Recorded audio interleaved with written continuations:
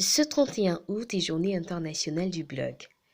Le monde, à travers cette journée, célèbre ce canal d'information, cinquième source plus fiable de collecte d'informations. La naissance du blog remonte à plus de 3 décennies en arrière, avec la création du tout premier site internet en utilisant le protocole HTTP par Sir Tim Berners-Lee.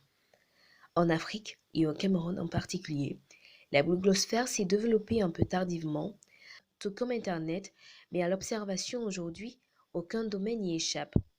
On blogue autour de la cuisine, du lifestyle, de la santé, du sport et bien d'autres.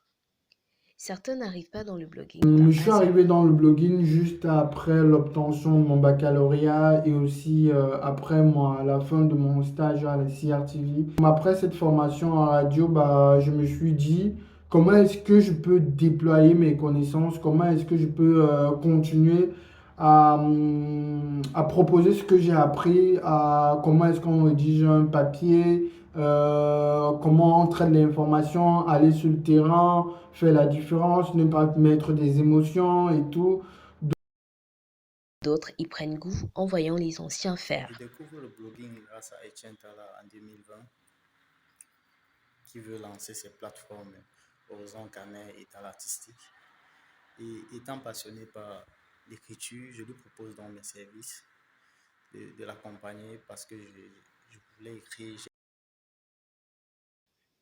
Célébré depuis l'année 2005, The Blog Day, ou Journée du blog, trouve son sens dans la promotion individuelle ce jour d'au moins 5 blogs. Un exercice plutôt facile, mais à la fois complexe, car blogueurs, influenceurs web, stars du web sont entre autres des notions qui s'entremêlent et se confondent dans la tête de certains internautes. Pour les pépites du blog Cameroun, beaucoup reste encore à Parce faire. qu'il faut le dire aussi, les gens, bah, aujourd'hui, ils sont beaucoup plus dans ce que je vais appeler le populisme en fait. Ils font les choses juste pour le faire. Ils ne maîtrisent pas forcément les codes. Et aujourd'hui, j'aimerais que à l'avenir que le blogueur soit considéré comme une personne respectable, non seulement pour son travail et tout ce qu'il accomplit, et qu'il ne soit plus confondu à une certaine catégorie de personnes. Je vais dire ça comme ça.